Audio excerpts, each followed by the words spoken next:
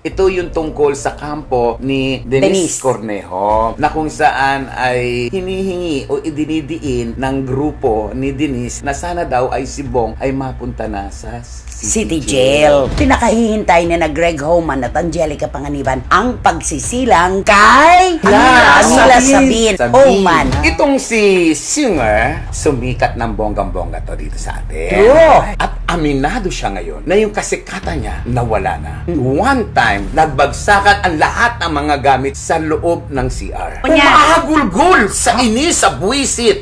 Paano ang sabi niya, I want my popularity back.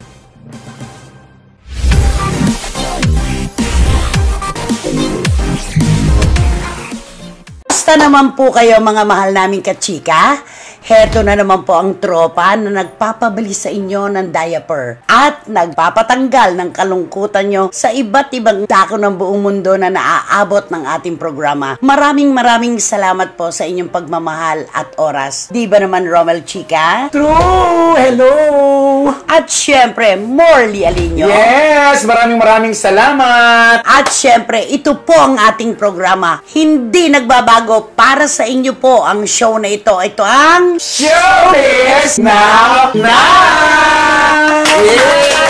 Maraming salamat po talaga. Okay, naku, alam mo, kung binabagyo man ang ating bayan ngayon, binabagyo din tayo ng mga issue at intriga na talaga namang patuloy ang pagsisimula, panganganak, ang daming mga issue, no? At lalo na itong taong ito talagang bagyo ang dinaranas niya ngayon. Totoo yan. At may kirot sa puso. At Totoo. Kasi kasama natin sa industriya. Okay, alam niyo po mga kapatid, kami pong tatlo, taga lokal na aliwan po kami. Showbiz po para sa ating lahat. Natural po kapag galing sa mundo namin yung nasasangkot sa usapin na hindi po biro, matindi talaga ang kanyang pinagdadaanan. Kakambal po ng aming puso ang nananaghoy para sa kanya. Ang tinutukoy po namin syempre pa ang pinag-uusapan ng buong bayan ngayon na si Vong Navarro. Ihiwalay po naming tatlo ang kaso na kasalukuyang dinidinig kung saan sangkot si Vong Navarro. Kikilalanin lang po namin siya bilang isang kasama sa industriya at kung ano po ba ang natanim sa aming puso tungkol sa kanya. Sa iyo, Romel. Ako na hindi ko siya kilala personal pero nakikita ko siya sa telebisyon kung paano siya makitungo sa kanyang mga kasamahan. Lalo na pag yung mga babaeng kasama, lalo kay Miss Ann Curtis. Viral na yun yung pupunta si Ann sa audience na hinawakan niya,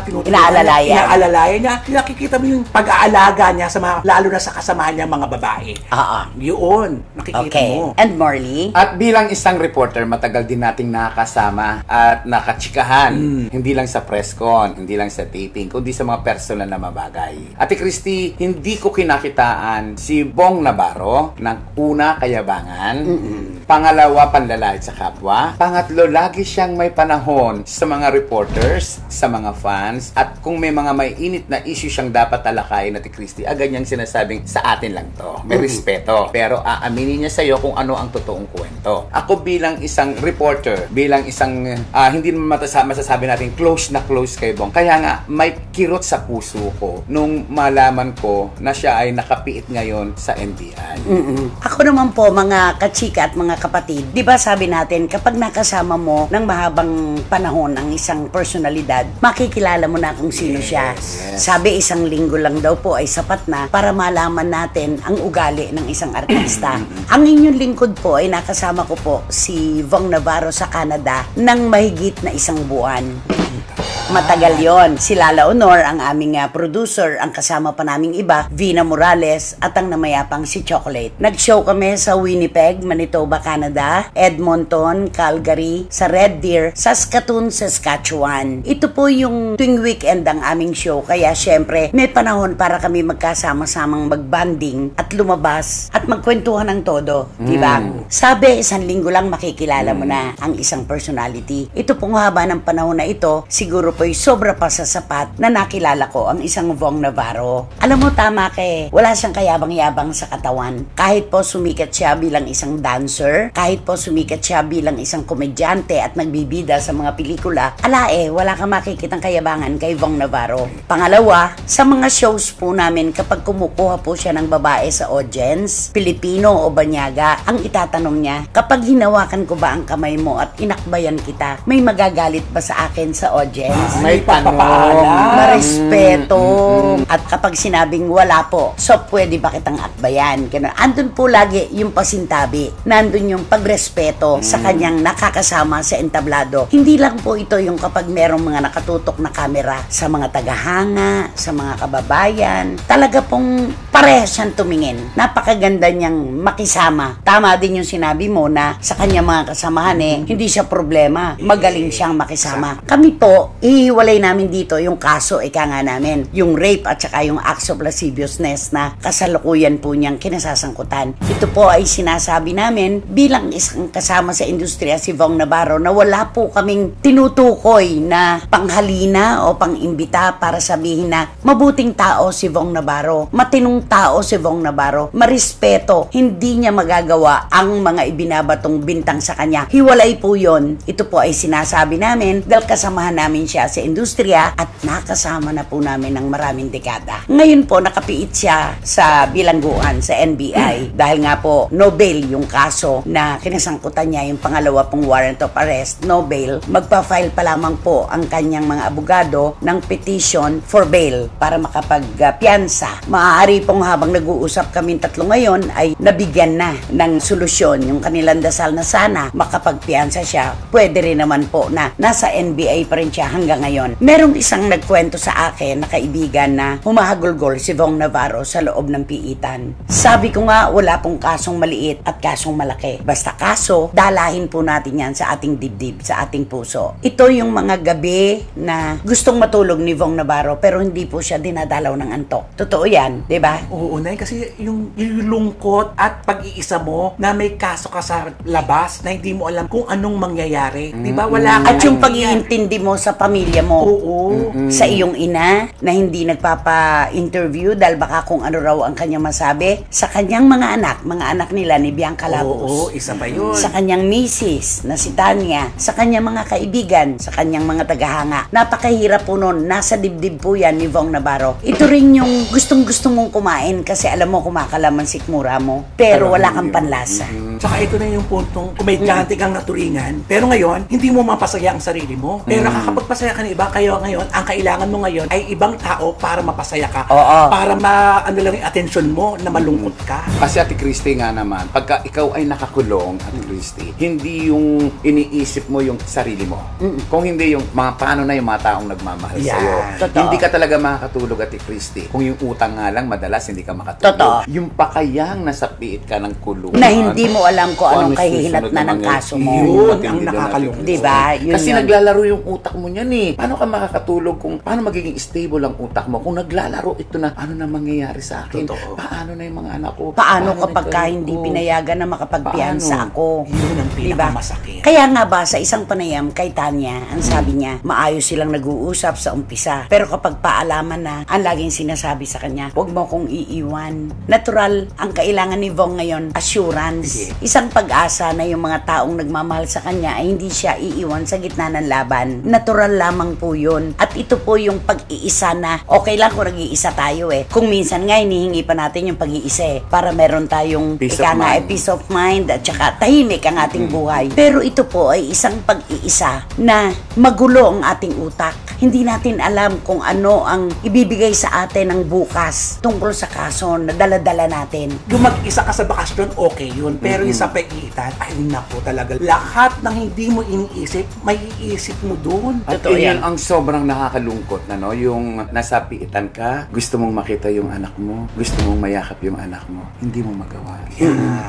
Alam mo, awang-awa ako nung dinadala na siya sa piitan ng NBI. Meron siyang isang bag. Siguro ipinaghanda siya ni Tanya ng ilang piraso ng damit, shorts, pambahay. Kasi syempre, alam naman natin, hindi naman siya makalalabas ng kulungan. Himas rehas, ika nga natin. Nakayuko siya. Alam mo yung blank stare? Alam mo yung tingin na, ang bawat tingin kasi may kahulugan eh. Pero meron tingin yung tinatawag po nating blank stare. Blanco ang ating mata. Hindi natin alam kung saan nakatutok ang ating utak. Parang nagtatanong na, ano na? Paano na? Parang nakaano ka sa kawala na Oo. nakikita ko kayo, naririnig ko kayo, pero wala ako presensya doon sa oras na yun. Wala akong masabi. Wala ka doon. Walang naglalaro sa utak ko. Kasi in limbo nauuwi, kumbaga, nakalutang ang kanyang isip. Ang amin lang po, bilang kasama sa industriya, sana nga po ay dinggin din naman ng korte yung hiling ng kanyang mga abogado na mabigyan siya ng kalayaan na makapagpiyansa. Alam naman po natin, napakahaba pa po ng tatakbuhin ng kasong ito. Pero alam mo yung litisin po sana yung kasong rape nang siya ay nasa labas ng kulungan. Ayun sana ang hiling nating lahat. Ang anumang laban, Ate Christy, dapat face to face. Yung wala nakapiring, wala nakaposas. Kundi kung ano yung laban mo, ito ang laban ko. Magharap tayo sa gitna. Malaman natin kung sino ang totoo. And then, tsaka sa korte, dalawang panig ang naglalaban, di ba? Yung nagsasakdal at yung isinasakdal. Hindi ba naman nararapat lamang na kung sino yung mga naglalaban, nakapagbibigay ng malayang pahayag sa korte nang magkaharap sila? Ate Christy. Di ba? Dapat, yun naman talaga. Ganun dapat. Di yung wala, o kaya ilalabas lamang yung isa na nakaposas, didinggin ang kaso dahil nakakulong pa siya. Yun naman po ay mga naririnig natin na apila ng ating mga nagmamahal kay Vong Navarro at kasama na rin po kami nang nakalabas po dito yung kaso. Hindi po namin panghihimasukan yung kasong kinapapalooban ni Vong Navarro, yung demanda ni Denise Cornejo, di ba? Wala po kami doon. Alam naman po namin na salat po ang kaalaman namin sa batas. Hindi po namin maaaring itawid yung gusto namin kasi alam naman natin ang husga kay Vong ay ang kamay ng batas. Di ba? Naghihintay lang din po kami kung anong magkahihinatnan ng kaso. At naniniwala ako, Ate Christy, sa mga pagkakataong ito, pantay, walang piring, at maayos na didinggin ng korte yung kaso. Di ba? Ano yan, nakapiring talaga, di ba? At yung timbangan pantay na pantay, di ba? Di nakapiring. Kung sino po ang tunay na may kasalanan, kailangan niya magbayad sa kanya nagawa. At kung sino naman po ang inosente sa kasong ito, ay dapat na mapakawalan. Pero ako, tulad ng bagyo, pabugso-bugso lamang po yan. Pagkatapos ng malakas na hangin, malakas na ulan, tuloy po ang buhay. Kinabukasan, sisikat pa rin uli ang araw, di ba? Yan ang lagi nating sana yun na lagi nating iisipin. Lagi nga pagka may lungkot, may saya. Oo, ganun yun. At saka ika nga natin, gasgas na po ang linya kung ito pero bibitiwan ko pa rin. Ang problema po ay nakikiraan lang sa tapat ng ating bahay. Hindi po nakikipanirahan. Napakarami pong tao sa mundo, bilyon-bilyon, para pagkaabalahan tayo tutukan ng isang problema lamang. Kaya sana tatagan ni Bong ang kanyang paninindigan, lakasan niya ang kanyang loob. Ang panalangin ay napakalaki ng magagawa sa problemang ito. Diba? Kapit lang, walang bibitiw, walang uurong, tuloy ang laban! Okay, at ang pangalawa nating paksa. Siyempre, Ate Christy, may bahagi pa rin ito sa una nating napag-usapan. Ito yung tungkol sa kampo ni Denise Cornejo, na kung saan ay hinihingi o idinidiin ng grupo ni Denise na sana daw ay si Bong ay mapunta na sa City Jail. Okay, ipinaliwanag naman kasi ito ni Attorney Ferdy Topacio, ang abogado ni Denise Cornejo, na ang pinagmulan kasi ng warrant of arrest na no bail ay Taguig. Sa Taguig. Sabi niya, dapat lamang kung saan nag-originate yung warrant, doon makulong yung akusado. Parang ganon. Sa Taguig ito. Ayaw nilang pumayag na sa NBI. Kailangan daw pong ibiyahe si Vong Navarro sa Taguig sa City Jail. Ano ang sabi ni Tanya? Yun ang kinakatakot ni Tanya kapag nailipat na. Kasi kung dun sa, yung unang kaso kasi nung lumabas nung 2014, acts of lasciviousness. Nung 2014, yun pa rin daw ang tumutulong sa kanila dito sa Maynila, di ba, na sa NBI. Kaya paragay na ang loob nila ngayon. Kung maililipat ito at wala na silang kakilala doon, parang natatakot sila sa seguridad daw ni Bong Navarro. At saka alam naman po natin, nagbabasa tayo ng mga pahayagan, nanonood tayo ng mga news programs. Alam naman po natin ang mga nagaganap sa loob ng kulungan, di ba, ng City Jail. Alam po natin, bukod doon sa mga grupo na naglalaban-laban, nagpapanaan, nagsasaksakan, wag na po yun. Hindi naman miyembro si Vong ng anumang tropa. Pero yung mga kwento po ay nakakatakot. Yun ang iniintindi ng kanyang pamilya, lalo na ni Tanya, ang kanyang wife. Kasi na pagdating doon sa city, labo-labo na hindi mo na alam kung sino yung mga taong nakakasalumuha. Hindi ba't ang kwento ni Robin Padilla nung nakakulong siya sa Muntinlupa? Jingle na raw siya. Nagdadala na lang siya ng bote ng mineral water. Dahil kapag tumayo daw siya at nagpunta pa ng CR, pagbalik niya, wala na siyang lulugaran. Kasi tumagilid lang yung isang katabi niya. Mauoko pa na ipinanggalingan niya. lang. Kaya doon na lang siya sa bote, jumijingle. Kaya nga ang ginawa niya nung makalabas siya, makapagtrabaho na siya, nagpatayo siya doon ng CR, nagpatayo siya ng templo ba yung tawag sa ano nila, marami siyang ipinatayo sa loob. Kasi naranasan niya yung hirap. Totoo yun. Kaya naman, naisip ni Robby na ito yung mga taong paglabas ko, tutulungan ko, at yun ang ginawa niya. Una niyang ginawa yun. At saka tingnan mo sa isang piitan sa City Jail, dapat ay 50 lamang ang nakakulong kung susukatin natin yung lugar. Pero ilan na nakakulong? 200, 300. So kumpul-kumpul po sila doon. Hindi nga ba at ang karaniwang sakit ng mga nakakulong ay sa balat? Lagi may mga pigsa, mga sakit sa balat, pneumonia, di ba? Kasi nga po, halos nagkakapalitan na po sila ng mukha. Nagkakahingahan na sila. Natural, walang magkakagusto na nasa City Jail ang kanyang mahal sa buhay. Oo, kaya yun ang pinaka number 1 niyang pangamba na mailipat sa City Jail si Bong Navarro. Pero may katwiran din naman yung ipinaglalaban ni Attorney Ferd Topacio para sa kanyang kliyente. Kung susundin naman natin talaga ang batas, ganon ang nakasulat. Kung saan nagsimula at nag-ugat yung warrant of arrest, kunwari, gaya yan, Taguig. Sa Taguig City Jail din dapat nakapiit itong si Fong. Ako, Ate Christy, hindi ko kinikondina yung mga batas natin, nire-respeto ko. Pero mas maraming batas natin na hindi siya umaakma sa ating mga damdamin, sa ating mga puso. Mas madalas, mas marami yung mga alam mong mali, pero tama ayon sa batas. Pero alam mo na mali ayon sa iyong isip at ayon sa iyong puso. Maraming pagkakataon na gano'n na sinasabi nila, dapat makulong ka dito sa Taguig na to dahil ito yung dito nang galing yung warrant. Tama yun sa batas. Siguro sila nakalam. Siguro nga tama. Pero sa pag-uusapan mo naman yung seguridad at yung kagustuhan ng may tao na wala namang tinatakbuhan, gusto okay lang din naman makulong sila. Okay din naman yung sinasabi nilang, dito na lang kami. Kaya lang, Morley, no one is above the law. Yun nga. Kaya dapat sundin natin ang batas. Totoo. At ito pa isang inilalaban ni Attorney Ferd Topacio, yung pagsasalita ni Attorney Alma Malyonga at saka ni Tanya. Gusto niyang mag-file ng contempt of court, sub judice po ang tawag yan. Dahil idinidetalye nila yung kwento ng kaso mula ng 2014. Kasi nga, sa batas, kapag nasa ilalim na po ng hukuman, na-raffle na, may warrant na nga, naka-raffle na, wala ng karapatan ang akusado at ang nagdedemanda na detalyehin ang mga kaganapan na yan dahil korte na ang magbabawal. May gag order dapat.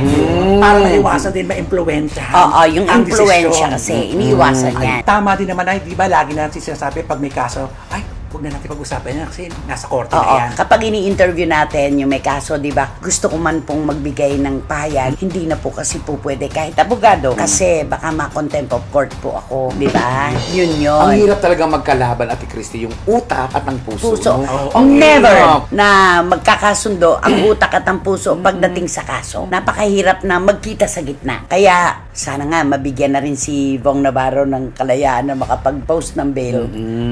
Hindi na natin pagtatalunan ko sa NBA pa ba o sa Taguig City Jail. Basta mabigyan na lang ng karampatang hustisya kung sino may nagkamali, kung sino man ang nagkasala at ayun kung na sino lang, ang tama. At tayo naman ay nakikisilip lang. Tayo naman ay nakatanaw lang. Tayo pong lahat ay nakamasid lamang sa mga nagaganap. Dalawang kampo pa rin ito na naglalaban. Isang nagsasabi na alam ng Diyos na hindi ko yan ginawa. Sabi naman ng babae ni Denise, God knows what really happened. Ngayon, kinu-question ng marami nating mga kababayan, sino ba ang pakikinggan ng Diyos sa kanilang dalawa? Kasi pareho sila. Pero ang tiyak, meron sa kanila ang hindi nagsasabi ng totoo. Totoo yan. May isa na mananagot, may isa na mapapatunayang tama siya. Yun naman ang ating aabangan. Bindikasyon ang nakaabang dito at saka pagpaparusa sa may kasalanan. Ayun. Iwan na po natin sa kanila yan. Magandang kwento naman tayo. I-like naman natin ang kwentuhan natin. Ito naman yung ating pambanlaw. Of course, ito po yung pinakahihintay ng marami. At syempre, pinakahihintay ni na Greg Homan at Angelica Panganiban ang pagsisilang kay Amila Sabin. Homan. Alam mo, ito yung bata na lalaki lalaki, kahit siguro 3 taon na, hindi nabibili ng mga gamit. Sa dami na ng nagregalo ng kanyang mga baby stuff. Oo, yung mga diba? kaibigan talaga ni Angelica, magregalo. At ito yung baby, Ate Christy and Romel, na proud sa mundo na magsasabing, hindi ako itinago. Hindi ako idininay ng nanay. Yan! Tama yan. Yun. Ipinagmamalaki ni Angge yan. Lagi siyang nagpo-post, lagi siya nagbo-vlog tungkol sa patuloy na paglaki ng kanyang tiyan hanggang sa pagluwas niya dahil dito na nga siya nanganak, di ba? At uuwi siya ngayon ng Subic na ganyan-ganyan. 3 na sila. Meron na siyang baby na dala-dala. At ano to, tugon po ito sa panalangin ni Angelica para sa isang anak. Marami na rin po siyang pinagdaanan. Maraming journey, na pinagkinasangkutan. Pero diba? ito, napawi lahat ng lungkot, hinagpis, hugot sa buhay magmula ng iniluwal niya. At ako naniniwala na hindi laging panahon, hindi sa oras-oras, araw-araw, tutulo ang iyong luha. Diba? Ang daming beses ang umiyak kay aktor. Yung aktor na tong iniyak niya. Parang nga siyang bakla eh. Totoo. Oo, lahat binibigay sa kanya. Bigay niya lahat. At tigri para sa bakla. Ganon si Angelica talaga. Kay Derek Ramsey nga, para na siyang PA. Kay John Lloyd, ganon din naman eh. Diba? Bigay lahat sa kanya. Sukdulang, mistulang bona na siya. Ganon siyang magmahal, 100% o higit pa. At eto, natagpuan na po niya ang lahat kay Greg Homan. At ngayon, may baby na sila. Naku, parang gusto kong makita si Angelica habang karga ang bata na talagang produkto ito ng pagmamahalan. Sa totoo lang, napakaswerteng bata. Ipinagmalaki ka ng iyong mga magulang. Hindi ka itinago, hindi ka pinagdamot sa publiko. Kaya iba yung saya niya. Totoo naman. Walang hadlang. Na parang, ay naku, ito ang baby ko. Sabi nga, been waiting for your arrival. Been waiting for you to come. Sa mga nagtatanong po, nauna pa raw ang baby kesa sa kasal. Hinay-hinay lang po. Mahina pa ang kalaban. Hintayin po natin. Maaaring darating din sila doon, pero huwag po nating apurahin. Oo. Huwag natin silang i-pressure. Ang mahalaga, masaya sila ngayon at meron silang bagong angel. Oo, napakaligaya. Ang importante naman, Ate Christy, hindi yung kasulatan. Hindi yung nagsuot ka ng puting belo. Ang importante sa mag-asawa, yung nagmamahalan kayo, nagsasama kayo ng maayos at higit sa lahat, naroon ang respeto sa bawat Totoo yan. Congratulations, Greg Homan and Angelica. Yes! Eto na. Sino ba kasi yan? Sino ba yan? Sino ba talaga yan? Sino ba yan? Alam niyo po mga kapatid, bago kami tumuloy dito sa ating blind item, gusto po muna naming magtawid ng pasasalamat kay Joffrey Lapus Jimenez ng Granada Hills sa California. Naibalita po sa amin ni Eva Eugenio na kahit po abalang-abala sa kanyang mga negosyo, si Joffrey, na kababayan ko pala, Novo Ecijano po siya, taga San Antonio, ay talagang hindi siya pumapayag na hindi matutukan ang Showbiz Now na. Joff, maraming salamat sa iyo at proud din ako sa iyo bilang kababayan ko. And of course, happy 30th wedding anniversary kina Tito Tony at Tita Dims Ignacio ng Singapore. Hindi biro ang 3 dekada. Diba? Congratulations, mahaba yan. More years. At madadagdagan pa. Congratulations. Okay, sino magbabato ng BI? Sino ba yan? Eto na yon.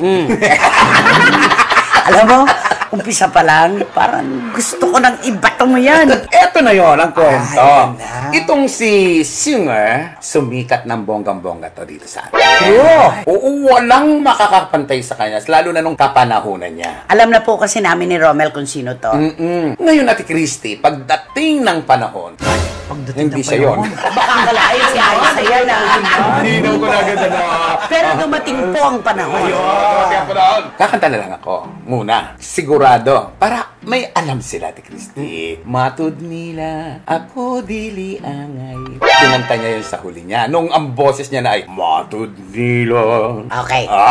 Eto na. Mamaya na clue. Eto na, Ate Christy. Kasi Kwento excited muna. ako eh. Eto na ngayon. Itong si singer, Na hindi mo malagyan, hindi mo mahirap kasi. Alam mo, sa isang manunulat po, kahit sa pagkukolum, ang hirap-hirap pong magdagdag ng tungkol sa kasarian kapag ka Becky at saka Tibo. nose to nose kasi agad Oo, ang hirap maglapat. Oo. Okay. Pero parang sinabi mo na rin. Go. Eto na, Ate Christy, sa sobrang kasikatan niya noon at aminado siya ngayon na yung kasikatan niya nawala na. One time, nagulat yung mga kasama niya, Ate Christy. Nagbagsakan yung mga lotion, nagbagsakan yung mga sabon, nagbagsakan ang lahat ng mga gamit sa loob ng CR. Nagkabasagan lahat. Nagkabasagan lahat. Na ewan ko kung pinagbababato niya, ewan ko kung nagalit siya ng todo. Ano daw? Bakit ano ba sinisigaw niya? Umahagulgul sa inis, sa buwisit. Bakit naman siya bibuwisit? Eh, paano ang sabi niya, I want my back pulpola. Ito.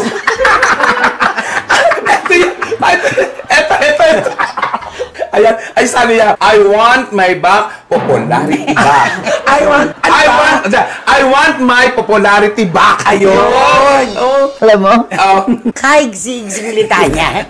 Sarap na kasarap. Naku, sarap na sarap kasi sa estopado. Uy, thank you doon sa estopado. Sarap pa. Ang sarap pa. So, sinisigaw niya talaga. Umiiyak siya, Umiiyak siya. I want my popularity back. Ibalik ninyo. Mabalik ang aking kasikatan. Ay, Namimiss na yung kasikatan. abay natural. Pinahanga niya ang buong mundo. Eh, paano ngayon? Doon sa ibang bansa, Ate Christy, nakikigig na lang siya. Nakikisama na lang siya doon sa may mga show doon. Sa mga maliliit O na, sa mga ano. maliliit na mga bars. Eh, kumusta raw makisama naman itong Ay, singer eto na ito? Eto nakakainis. Kailangan pang may ginaganyan eh. Eto na ngayon nakakainis. Ano ba yan? Eh, parang masama ugali. Ay, ganun? O, ikaw tong kumakain ng lahat. O, halika, kain kayo. Kain ka, chorba chenes. Thank you. Siyempre, ganun. Kain ka na dyan. Thank you. Ay, parang yung lasing. Magsalita. Ganun lang. Ganun. Pero, pagkatapos kumain ng lahat, tsaka siya kakain. Nakikisama. Baka naman kaya siya nahiya, sinlaki ng ulo ng pusa akong magsubo. Pwede rin. O kaya talaga, busit talaga ang At walang pakisama. Pero ang iniisip ko, kaya ayaw niyang sumabay sa pagkain. Ayaw niyang maghugas ng pinggan. Ay, hindi naman siguro. Sa ibang bansa ito eh. Di ba? Walang pakisama. Yun lang yun. Oo, Di ba? may ugali. Kung sa bagay, kahit nga sa pamilya niya, nagbago na ito. Sobra. Oo, di ba? Ang dami naganap na parang wala lang sa kanya. Hindi kaya sa sobrang ipinasok na gamot sa ulo na yan o sa katawan Sa niya? dami ng... Sa dami? dahil sa pagpapabago ng kanyang anyo. Ito pa yung latest. Oh, marites na marites. Oo, may latest talaga. Ito pa yung latest. Nagpalagay na siya ng Notravel. Kaya pala sumigaw yung isang kasamahan na, paano kang sisikat uli? Eh, patayo ka na kung umihi.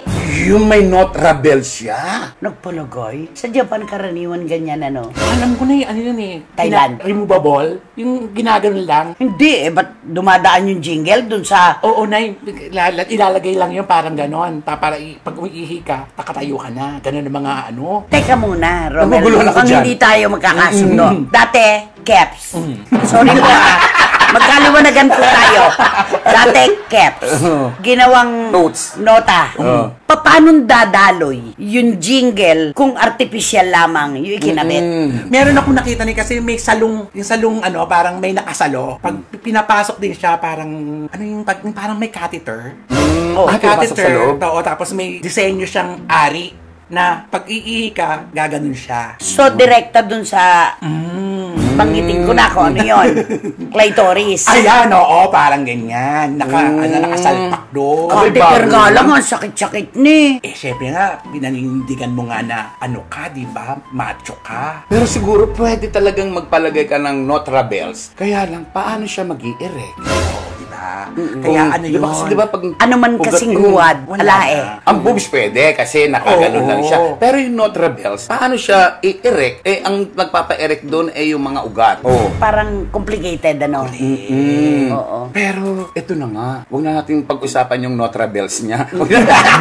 Yung sama na lang ng ugali. Nakakapanghinayang tong batang ito. Hindi ko akalain na magiging ganito siya. Kung gusto niyang bumalik ang popularidad niya, unahin niya muna, ibalik yung sarili niya. Eh, paano niya nga maibabalik? Pinatay na nga niya. Ayun na nga. Ba't Yun ang kailangan malaki- ibalik niya? Oo. Yung tunay na siya. Yun nahihirapan. Ang daming nang hinayang sa kanya. Mga sikat na discoverer na banyaga na talagang naniwala sa kanya. 3 yun. 3 na tumulong sa kanya para makuha niya ang buong mundo. Ngayon nanghihinayang dahil sa nangyari sa kanya. Wala na siyang savings. Naubos na lahat ng mga ari-arian niya doon sa lugar namin. Ano yung kababayan mo pala ito?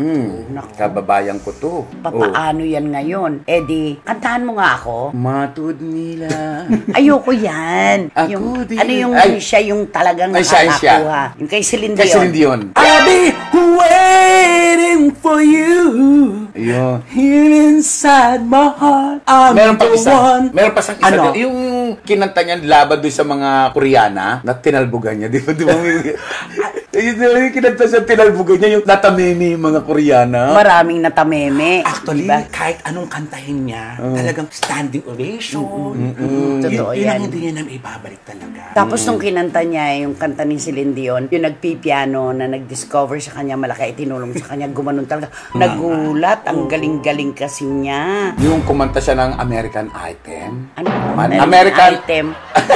American Anthem. Ayan. Kinanta niya yon. Alam mo na. Star Spangled Banner. Oo. Oo. Alam, nakakatindi ng, nakakatayo ng balahibo. Isipin mo, Pilipino ka, pinakanta ka ng Star Spangled Banner. Ang taas ng respeto sa'yo Totoo. ng mga tumutulong sa kanya. Oh, tingnan mo yun. Diba? Siguro kaya ganyan na ang ugali niya. Meron na siyang may pagsisisi na bang nagaganap siguro. Eh kasi, I want my popularity Oo. back. Pero huli na siguro, ako isa lang ang pinaniniwalaan ko. Retribution. Lahat ng ginagawa natin, mabuti o hindi kagandahan, may balik po sa atin yan. Sa totoo lang. Ito yung tinatawag na karma. Ito yon. Gumawa ka ng isang mabuti, ang balik sa'yo, ilampung doble. Gumawa ka ng hindi maganda, babalik din sa'yo na ilampung doble yon. Kantayin mo yun. Karma, karma, karma, karma, karma, Pamilya. Boy George! Oh, di ba? Okay. Pero nakakalungkot ito para sa kanya. Totoo. I want my popularity back. Paano babalik yun? Eh, ikaw ang gumawa. Ikaw din ang sumira. Di ba? Tama. Frankenstein theory, ano? Ginawa, sinira. Sayang. Ibinigay sa'yo ng itaas tapos hindi mo pinahalagaan.